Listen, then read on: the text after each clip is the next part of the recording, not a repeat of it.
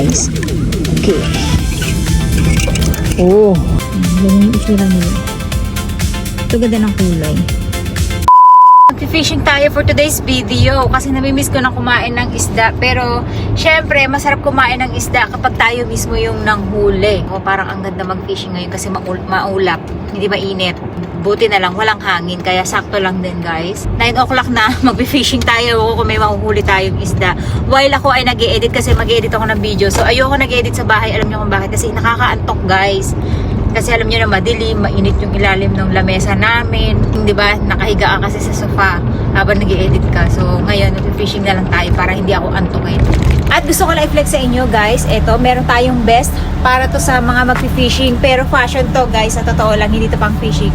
Pero kinuha siya yung style niya dun sa mga mahilig sa mag-fishing. Pero ayan, kasi ito sabitan niya ng mga charm nung gamit na spoon sa paghuhuli sa pang-angler. Ayan, tapos yan yung mga lagayan niya ng mga accessories. And then meron tayo ditong buckets guys, na binili lang natin sa Daiso, 500 yen. May hawakan na siya, ayan, tapos may net. Ito ang gamit nito guys para makapag-igib tayo ng tubig. Kahit na mataas yung port, ayan, pwede natin siya mabot kasi may tali siya. And then meron din tayong sukatan kung makakahuli tayo sakali ng malaking isda. Pero imposible yan guys, walang malaking isda dito. Gamitin natin guys ay ito. Ito ay nasa 4 meters lang yung kanyang haba. Kasi pagka 6 meters guys, usually ginagamit nyo doon sa malayo ang batuhan. And then meron lang tayo ditong float. Ang kanyang sukat ay 12.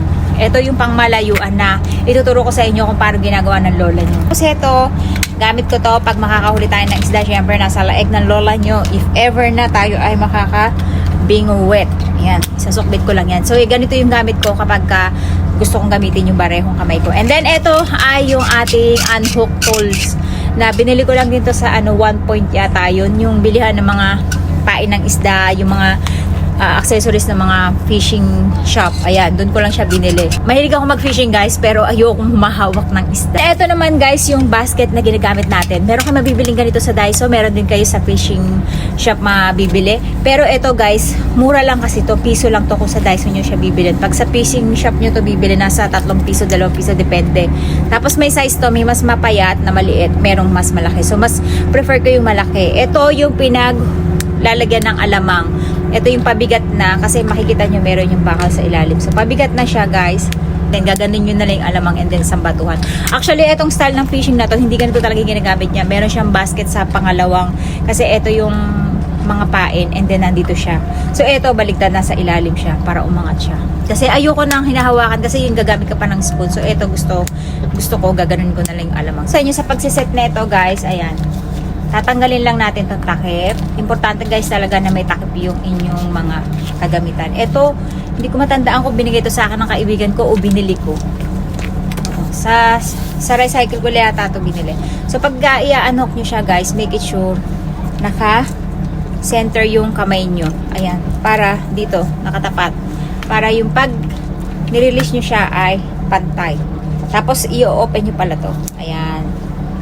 Habang ito ay hinihila nyo maigi. Kailangan hilahin nyo siya maigi para hindi siya gagalaw-galaw once na siya ay binabato nyo.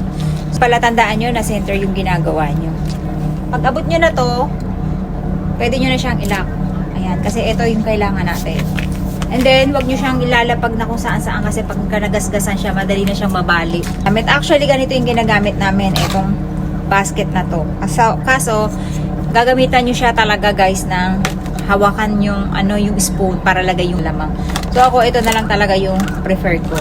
So meron na pala siyang ganito guys, kasi itong ginagawa ko para mabilisan yung pagsiset up ko ay inaano ko na siya, ginagawa ko na siya kagad ng ganito. So ang style niyan, so dito guys nakasabit, ito. Dito natin siya ihuhook. Ayan. Ang galing dito ng style ng ng Japan kasi talaga pinag-iisipan nila kung paano magmumukha totoo yung pain mo. So, nakaganyan yan sa ibabaw, guys. Ayan. Nakaganyan. Ito yung pain natin. And then, ito naman yung ating hook. So, pwedeng dalawahan to, pwedeng isahan lang. Ayan, guys. Kung makikita nyo, meron na akong mga nakahanda na ganito na ginawa. Ito yung para pag napatid siya, kung sakaling malaki mahuhuli natin, hindi na ako gagawa ng gagawa. So, naka-ready na kagad yung kasunod natin. Ayan, meron tayong spare na dalawa na nagawa. Ito yung binibili kong pain guys, large size. Actually, meron na itong small, medium, large.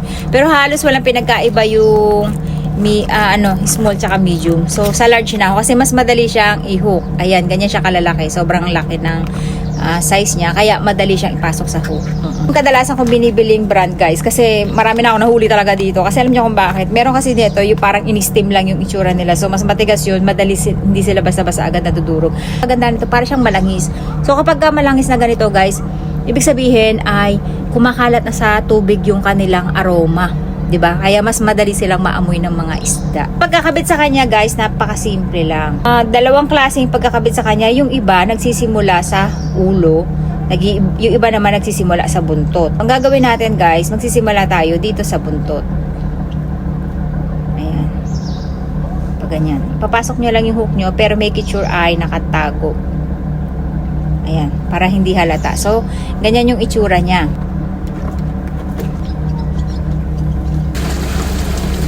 Is mahalaga sa akin na may bimpo para pag nakakahawa ko na hipon, nakakapagugas ng kamay, agad-agad nakakapagpunas tayo ng kamay. So, ganyan ang setup niya guys pag nasa ilalim siya ng tubig. So, pag bumagsak siya guys, yung ating hook, malaya siyang gumagalaw kasabay ng alod.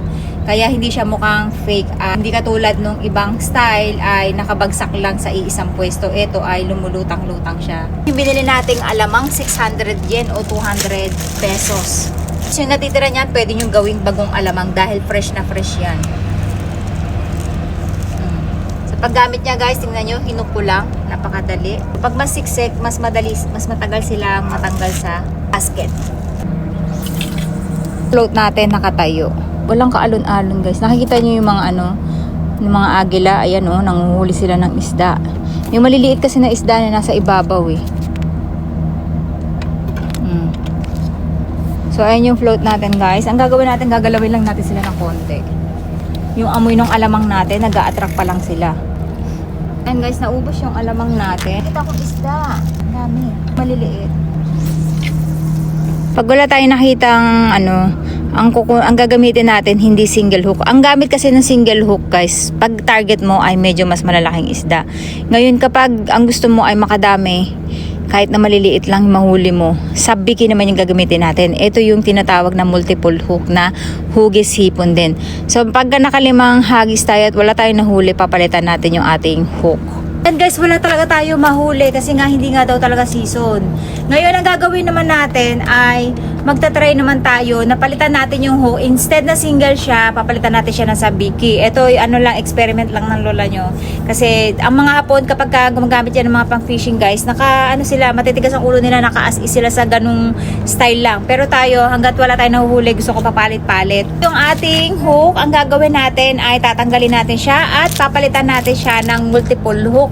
Ang size niya ay number 6. Ito yung anima na yung nakakabit sa kanya. So sa pagkakabit sa kanya, kailangan natin itong taas-tasin. Para anytime nagagamit natin siya, make it sure ay ibabalik natin siya dito. Papakain sila ng isda doon eh. Siguro nandun lahat ng mga isda. Makikita nyo, nagbabagsak sila ng mga huli nilang isda. Buti na lang maganda yung camera na arbor. Kitang-kita kahit sa malayo guys. Pakalayo nila ako, di ko na sila naaaninag. Pero dito sa camera natin, sobrang aninag. So, ganito yung itsura niya, guys. Ayan, meron na siyang 6 na mukhang hipon, 'di ba? Kaya mapapagkamalan talaga silang alamang. Ito talaga yung the best na para sa mga beginner. Maganda talaga siya, guys. Madali siyang makahuli. Meron na rin siyang free neto, kaya wala kang ibang gagawin, kundi isusukbit yun na lang dito pagka season Kasi ngayon talaga mahirap makahuli, guys. At ang ginagawa ko, humihingi ako ng information dun sa binibilan ko ng kung marami bang huli ngayon, kung anong oras ang timing. So, wala nga daw mga shadow nakakahuli ngayon. At may mahuli man guys, puro galunggong na maliliit.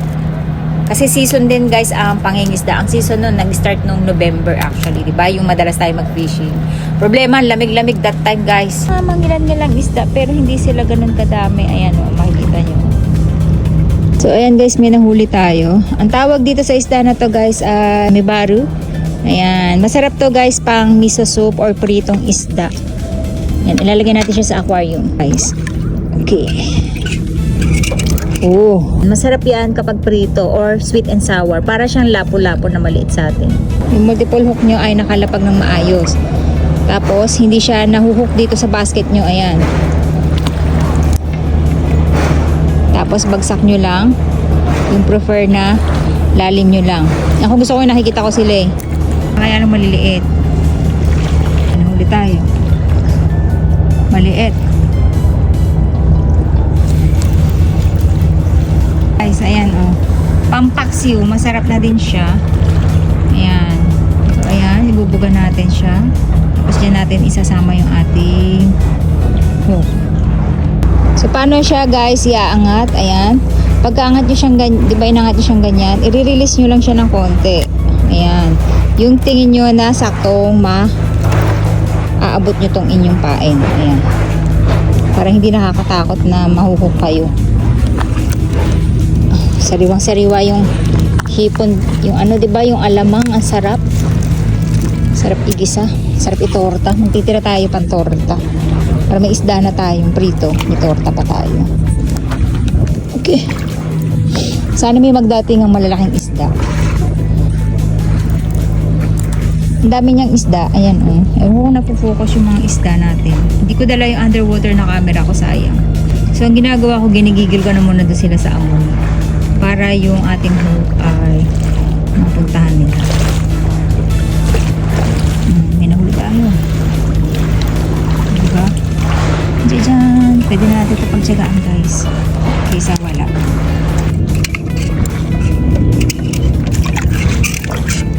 Okay. So yan guys, nakahuli tayo ng dalawa. Diyan. Sayang isa. Buti nalaglag yung maliit. Diyan. Ganyan yung itsura niya guys.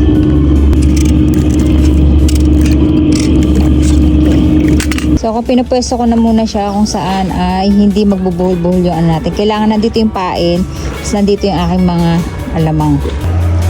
Pag marami na kasing isda guys, marami na silang karibal, maraming agawang magagano. Ayan. Kawawa naman ito, maliit pa to. Pakawalan natin ito, maliit na siya. Baby pa. So, ayan guys, nakahuli tayo ulit, pero ang liit. Ganyan yung itsura nila. Ito ganda ng kulay.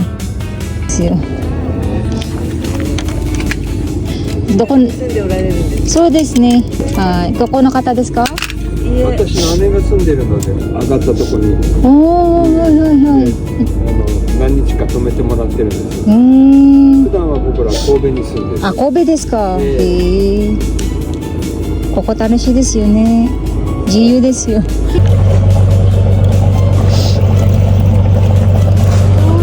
れやり方だったんですよね。